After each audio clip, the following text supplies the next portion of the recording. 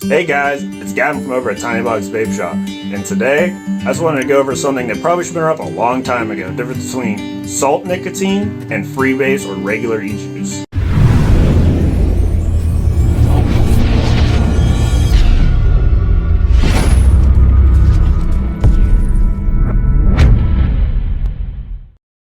Alright, so first we're going to go ahead and go over salt nic, these guys right here up the front. Salt nic, it just has about the same amount of nicotine as a tobacco leaf or an average cigarette. Now it has a lower pH, which all that really means is you can run it at a lower wattage, so you don't need as much heat to get a good vape out of it. So all that really means is you can run these things in pod systems, which run at a lower wattage, so you can get a smaller hit, but with that higher amount of nicotine, it gives you just what you need.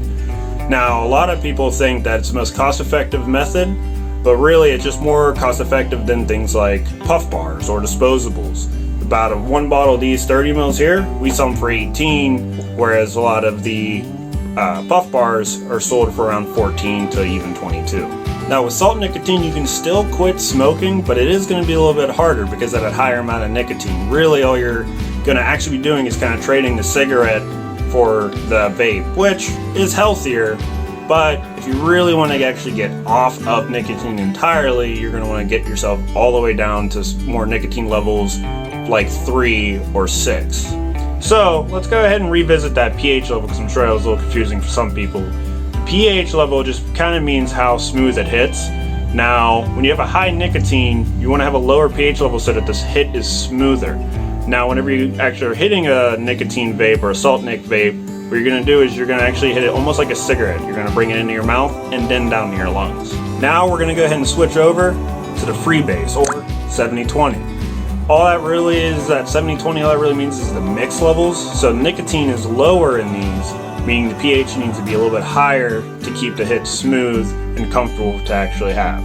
So with freebase, what you're going to do is you're actually going to run it between like 30 to 80 or even as high up to like 200 on some devices. Now the freebase juice, you're usually going to come in 60 or 100. Some companies even do it in 50 ml bottles.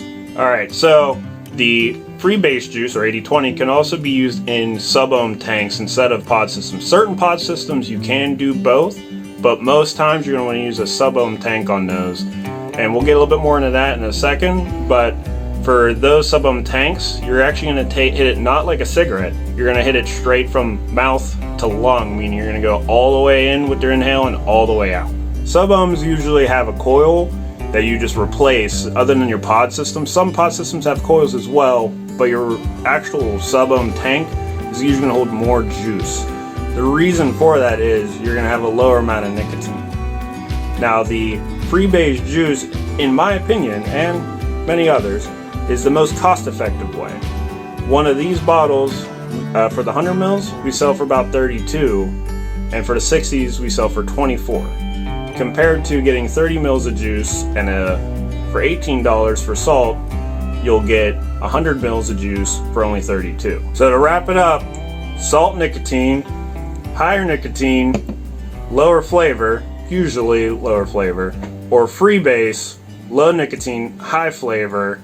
Either way you choose to quit smoking will work. Thanks for watching, guys.